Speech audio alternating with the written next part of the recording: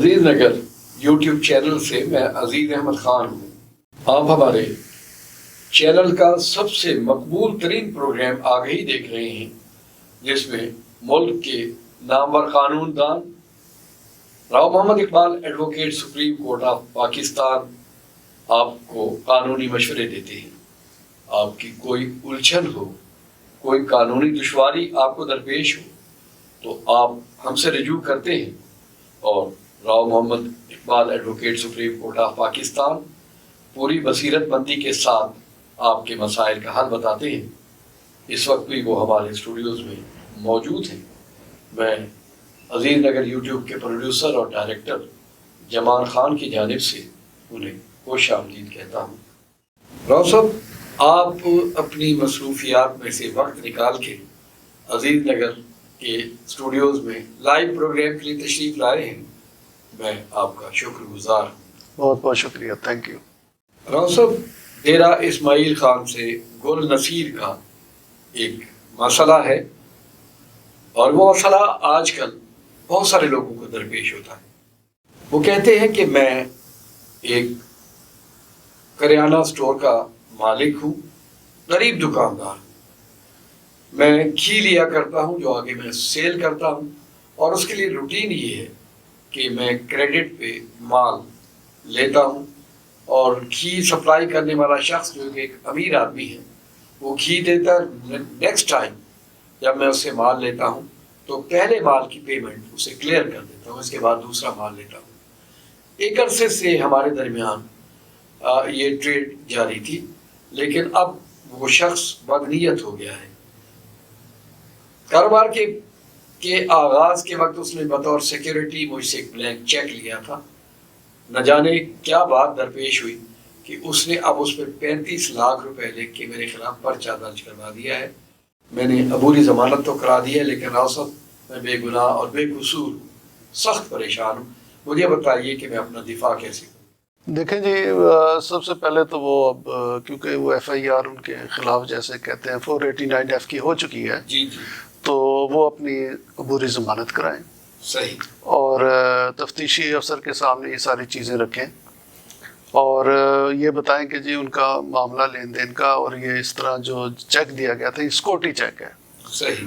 اور یہ ایک دم اتنی اماؤنٹ تو کسی صورت بنتے نہیں. ساؤزر ہے، کریڈٹ بھی جاتا ہے تو انوائس ٹو انوائس ہی چلتا ہے. جی. اور چھوٹا دکاندار ہے، اتنے 35 لاکھ کا کہاں سے وہ اتنا اس کے پاس آ گیا کہ جی وہ جو گھی یا آئل جو ہے کوکنگ آئل اتنا چلتا ہو. خیر، اب عمومی طور پہ یہی لوگوں کی پریکٹس ہے کہ بھی وہ جو اس کا جو سیکورٹی کے طور پہ چیک لے لیتے ہیں، پھر اس کو بلیک میل کرنے کے لیے اپنی مرضی کے اماؤنٹ اس میں ڈال دیتے ہیں، تو پھر وہ پرچہ کرا کے اس کو انڈر پریشر لاتے ہیں. تو اس طرح کر کے یہ ایک طریقہ کار لوگوں نے بنایا ہوا ہے. صحیح. اب یہ کہ اس پہ تو honourable supreme Court of Pakistan نے بھی کہا ہے جو سیکورٹی چیک ہے اس کے اگینسٹ تو مطلب یہ جرم نہیں بنتا.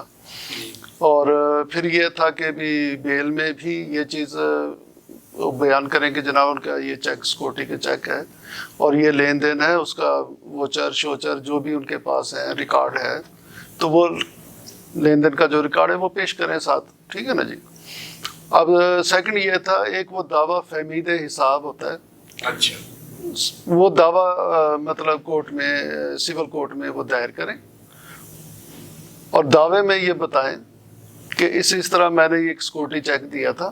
صحیح. اور یہ ہمارا میں نے اتنی مطلب ہے کہ جو فلاں کاروبار کے سلسلے میں یا گھی پرچیزنگ کے سلسلے میں ان سے یہ دیا تھا، وہ بطور ایک وہاں کے ڈسٹریبیوٹر تھے گھی کمپنی کے، اور یہ انہوں نے سراسر غلط کیا ہوا ہے اور یہ غلط چیک پیش کیا ہے اور غلط اماؤنٹ انہوں نے خود فل اپ کی ہوئی ہے. صحیح. اس کے خلاف ایک سٹے بھی لیں چیک کے خلاف. صحیح. اور وہ ایک دعویٰ دائر کریں. وہ بھی ان کو کافی ایک مطلب معاونت میں معاون ثابت ہوگا، ان کے لیے ہیلپ فل ہوگا.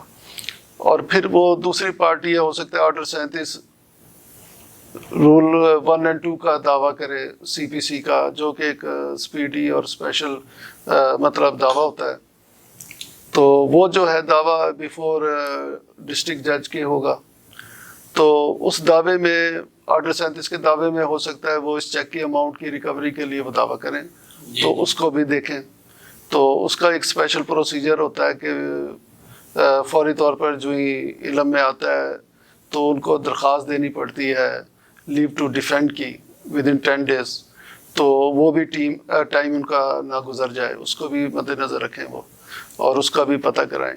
خیر البتہ یہ کہ ضمانت میں بھی امید ہے انشاءاللہ ان کی ہو جائے گی، اور یہ دعویٰ بھی ان کا پروو نہیں ہوگا اگر اس کو طریقے سے اس کو دعوے کو کنٹیسٹ کیا جائے، صحیح. تو انشاءاللہ تعالیٰ پروو نہیں ہوگا، تو فکر مند ہونے کی ضرورت نہیں ہے، وہ تو جو ہو چکا ہو چکا۔ صحیح. اب اس کے لیے جو انہوں نے یہ چیزیں اڈاپٹ کرنی ہیں ڈیو کورس آف لا، وہ یہ ہے۔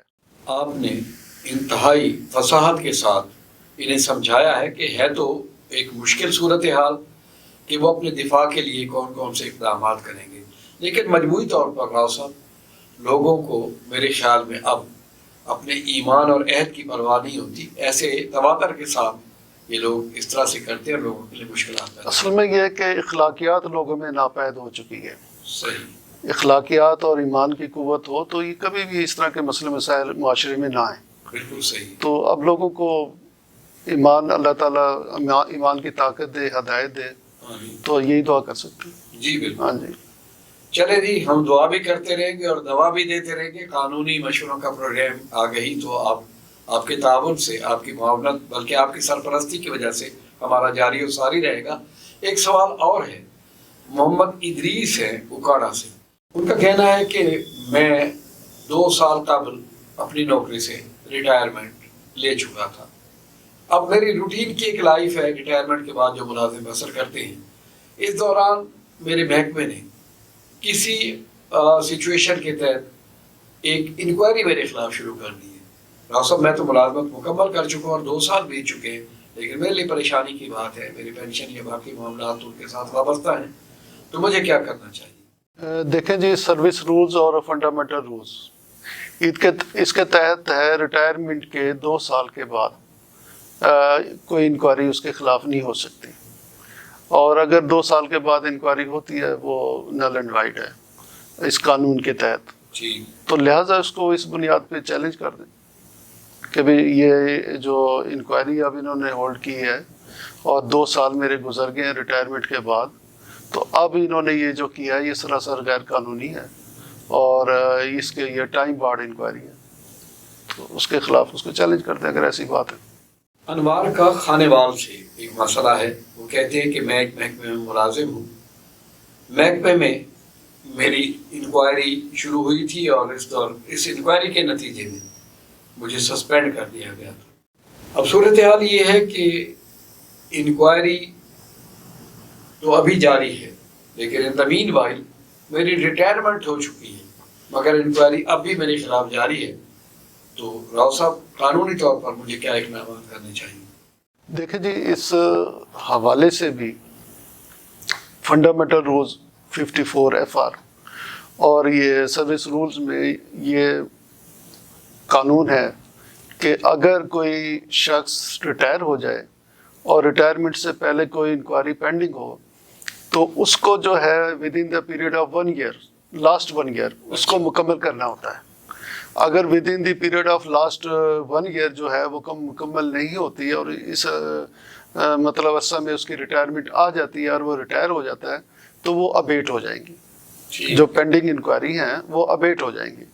تو لہٰذا یہ کہ اگر کوئی ایسی بات ہے تو اس کو اسی حوالے سے وہ چیلنج کریں کہ یہ ابیٹ ہو چکی ہے انکوائری ایز پر لا اور یہ نہیں ہو سکتی، اور 1 سال کا پیریڈ جو ہے وہ گزرنے کے بعد میں ریٹائر ہو چکا ہوں اور ود ان 1 year اس کو مکمل ہونا تھا، نہیں ہوئی اور میری ریٹائرمنٹ اسی اس میں پینڈنسی میں ہو گئی ہے، تو اس کو وہ چیلنج کر دیتے ہیں اس حوالے سے۔ صحیح۔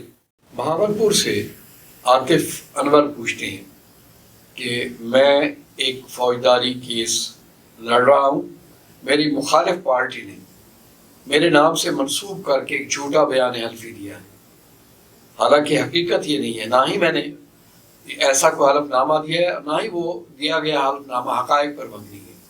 تو راؤ صاحب مجھے گائیڈ کریں کہ مجھے اب اپنے دفاع کے لیے کیا کرنا چاہیے؟ دیکھیں جی، وہ حلف نامہ جیسے کہ بتا رہے ہیں ایک کیس کے دوران کورٹ میں دیا گیا، جی، اب کورٹ کے روبرو اگر کوئی جھوٹ بولنا، جھوٹا بیان حلفی دینا یا جھوٹا حلف اٹھانا 476 PPC کے تحت وہ ایک جو ہے پینلائزیشن اس کو ہو سکتی ہے ایسے شخص کو، تو کورٹ اس پہ مطلب اس سیکشن کے تحت اس کو سزا دے سکتی ہے کہ کورٹ سے جھوٹ بولا یا کورٹ میں جو ہے کوئی بھی مطلب غلط ایسا ڈاکومنٹ دے کر اور حلفاً کہا گیا کہ یہ درست ہے، تو ایک کورٹ کے ساتھ یہ پرجری میں آ جاتا ہے، ٹھیک ہے نا سر؟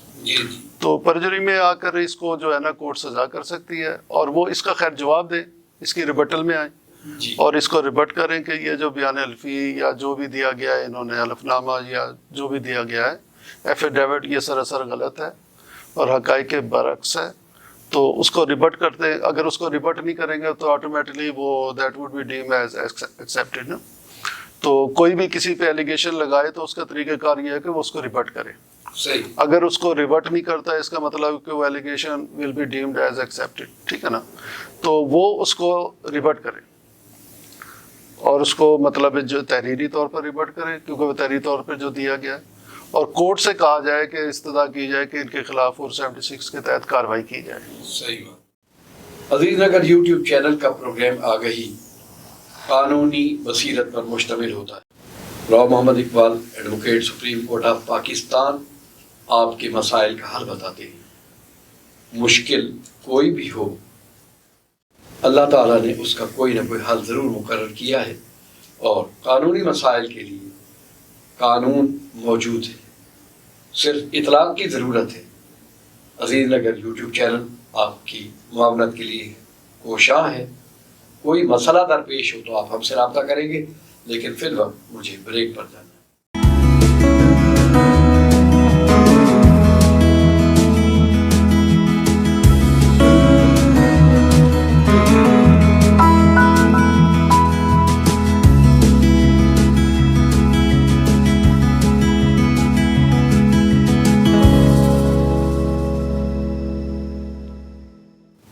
Welcome back.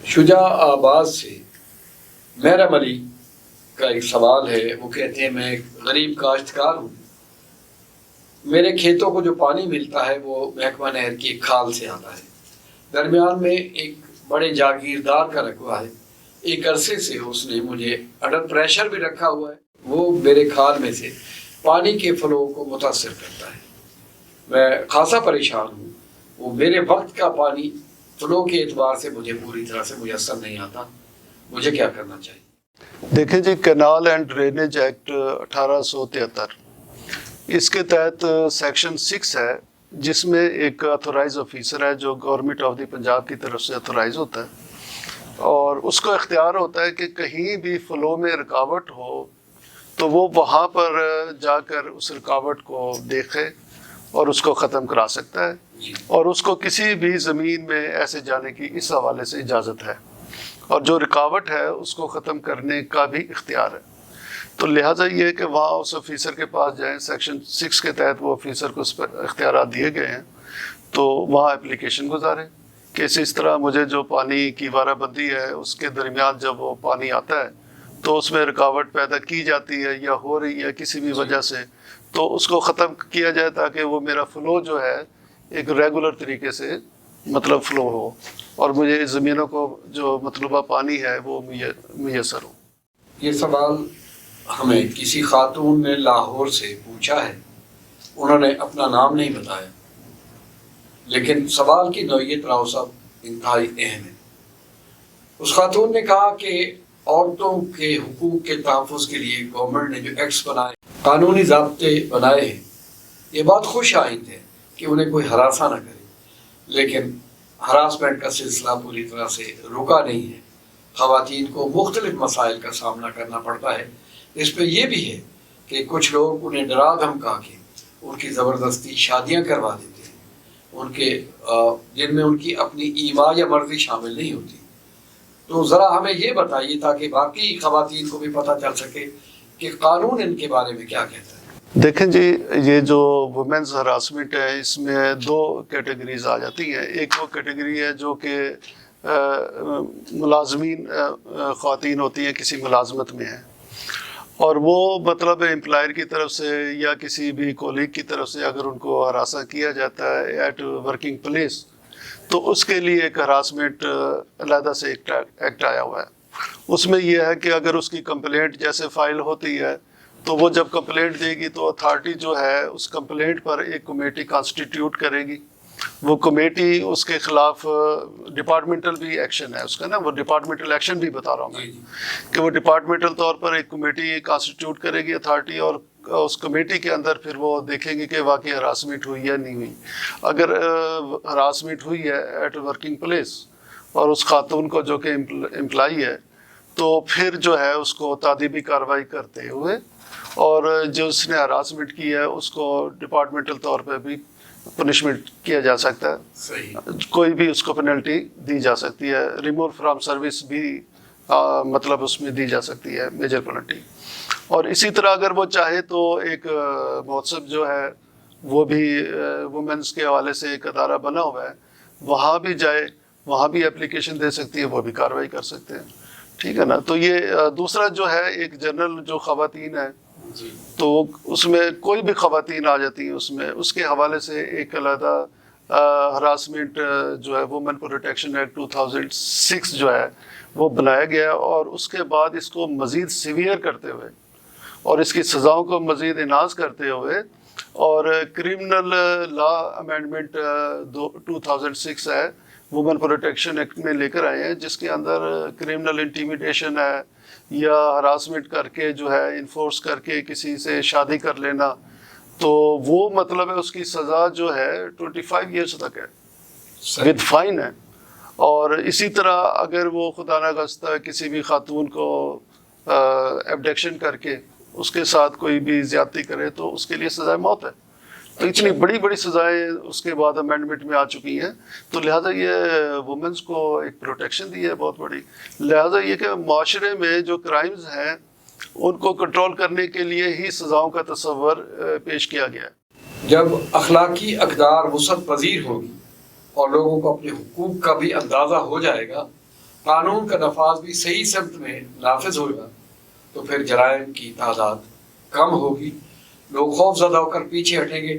لیکن ہمیں ریئلٹی کو بھی پیش نظر رکھنا چاہیے کہ ابھی ایسے قانون شکن لوگ موجود ہیں جو کوشش کرتے ہیں کہ قانون کی دیوار میں کوئی نہ کوئی نقب لگائے.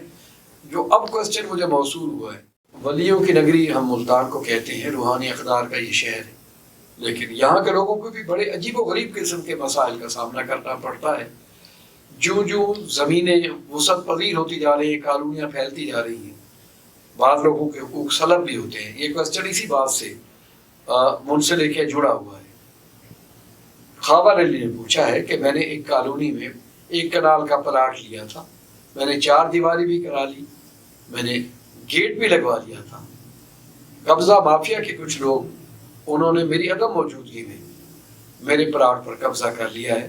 راؤ صاحب, میرا سارا مال و متاع اسی پلاٹ میں لگا ہوا ہے, مجھے بتائیے کہ اب میں ان کے خلاف کیا قانونی چارہ جوئی کروں. دیکھیں جی, اس کے لیے ایک اسپیشل لا جو ہے انیکٹ ہوا تھا, وہ انلیگل ڈسپوزیشن ایکٹ 2005. اچھا. اور لینڈ گریبرز کے خلاف, اور جو لوگوں کو انلیگل ڈسپوزیس کرتے ہیں آکوپائر کو, تو ان لوگوں کو شکنجے میں لانے کے لیے یہ قانون بنایا گیا تھا. اور اس میں یہ ہے کہ ایک کمپلینٹ فائل کی جاتی ہے سیشن جج صاحب کے پاس. اچھا. ڈسٹرکٹ اینڈ سیشن جج جو بھی ہیں ان کے پاس ایک کمپلینٹ فائل کی جاتی ہے جی. اور اس کمپلینٹ وہ آتی ہے سیکشن 3 کے تحت, انلیگل ڈسپوزیشن ایکٹ 2005 کے سیکشن 3 کے تحت, اور وہ دیٹ از ٹرائیبل بیفور سیشن جج, اور یہ نان کوگنیزیبل اوفینس ہے. اس میں ایف آئی آر نہیں ہوتی, مطلب ہے کہ سیشن جج کے پاس یہ کمپلینٹ فائل کی جاتی ہے, اور پھر اس میں 10 سال تک سزا ہے. 10 سال تک سیشن جج اس کو سزا کر سکتا ہے اگر یہ ثابت ہو جائے کہ اس کو انلیگل ڈسپوزیشن کیا گیا. اچھا. اور ساتھ جرمانہ بھی کر سکتا ہے یا دونوں کر سکتا ہے. ٹھیک ہے نا جی. تو لہٰذا یہ ہے کہ اس حوالے سے تو وہ ان کا اگر کوئی ایسا ہے تو انلیگل ڈسپوزیشن ایکٹ کا کیس کریں اور اپنے تمام جو حقوقی ملکیت ہے وہ دکھائیں, اور ہمسائے سے جتنے لوگ ہیں ادھر علاقے میں رہتے ہیں ان سے بھی بیان الفی لیں کہ جی یہ ان کا پلاٹ ہے, اتنے عرصے سے یہ رہ رہے تھے, تو سارا کچھ یہ بھی سارے ثبوت وغیرہ لگائیں, اور ٹرائل ہوگا, اس میں ایویڈنسز ہوں گی, ٹرائل ہوگا, جیسے کرمنل ٹرائل ہوتا ہے ایسے ہی کرمنل ٹرائل ہوگا. اور اس میں یہ کہ سیشن جج کو اختیار بھی ہے ایٹ ایوری اسٹیج اس during the pendency of the case کسی بھی موڑ پہ لا کر وہ اگر سمجھیں کہ اس کی جو ہے گرفتاری لازم ہے تو فوری پولیس کو اس کو گرفتار کرنے کا بھی حکم کر سکتے ہیں۔ سوال ہے سہیوال سے، کاشف پوچھتے ہیں کہ میں ایک محکمے میں ملازم ہوں اور مجھے میرے محکمے نے سزا دی ہے جس کے خلاف میں نے ہائی کورٹ سے رجوع کیا ہے، اور ہائی کورٹ میں آنریبل جسٹس نے یہ کہا ہے کہ جو اپیلنٹ اتھارٹی تھی نیچے محکمہ انہوں نے کوئی نان اسپیکنگ قسم کا ڈیسیژن بھیجا ہے اور وہ اسے دوبارہ مفصل طور پر، تو انہوں نے کہا کہ یہ نان اسپیکنگ آرڈر ہے اور اس سے وضاحت نہیں ہوتی، وہ کوئی اسپیکنگ آرڈر دوبارہ ہمارے پاس بھیجیں۔ ان کا یہ کہنا ہے کہ میں نے رجوع کیا محکمے سے، لیکن پھر انہوں نے جو فیصلہ کیا ہے وہ چند سطور پر مشتمل ہے اور یہ اب ہائی کورٹ میں معاملہ دوبارہ آیا ہے، تو اس سٹیج پر میں اپنی ریمیڈی کس طرح سے حاصل کر سکتا ہوں، مجھے کیا کرنا چاہیے؟ دیکھیں جی، وہ ایک محکمانہ سزا کے خلاف ہائی کورٹ آئے تو لامحالہ انہوں نے ریٹ جورسڈکشن انوو کی ہوگی ہائی کورٹ کی under article 199 of the constitution, اور اس ریٹ جورسڈکشن میں جب انوو کی ہوگی تو کورٹ نے دیکھا ہوگا اس آرڈر کو، ڈپارٹمنٹل اپیلیٹ اتھارٹی نے جو آرڈر کیا تھا وہ نان اسپیکنگ ہوگا، اس میں کوئی ریزننگ اسائن نہیں ہوگی، کوئی ریزننگ ریکارڈ نہیں ہوگی، کوئی پلازیبل ریزننگ نہیں دی ہوگی، تو لہٰذا یہ ہے کہ section 24A of general clauses act میں یہی کہا گیا ہے کہ every order should be speaking based on well reasoning, ٹھیک ہے نا۔